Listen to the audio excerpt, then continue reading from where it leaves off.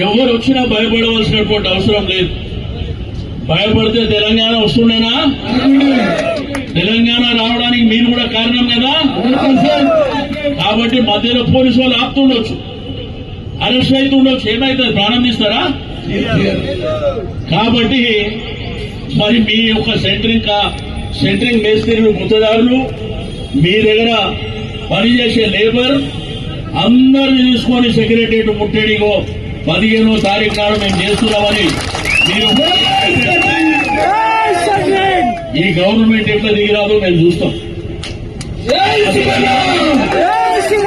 అసెంబ్లీలో కూడా వీళ్ళని వదిలిపెట్టే సమస్య లేదు. వీళ్ళకి ఎట్లా అయిపోయిందంటే చోటును ముంగట శంఖం మోదినట్టు. ముఖ్యమంత్రి పదవి ఇస్తే తొండలు ఊగుతా అంటాడు,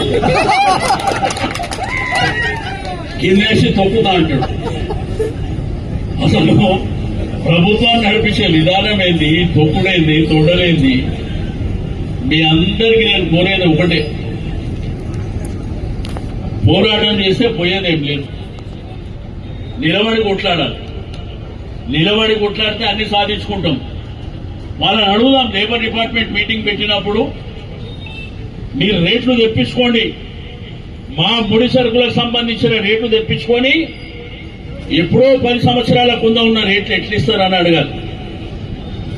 దాని తర్వాత నేను కార్మికునే కదా, నాకెందుకు ఈఎస్ఐ కార్డు ఇవ్వవు? రెండోది, ఒక కార్మికుడు చనిపోతే లేకపోతే అతనికి దెబ్బ తగిలితే గవర్నమెంట్ బాధ్యత కదా. మాట్లాడితే ప్రజాపాలన అన్నట్ట.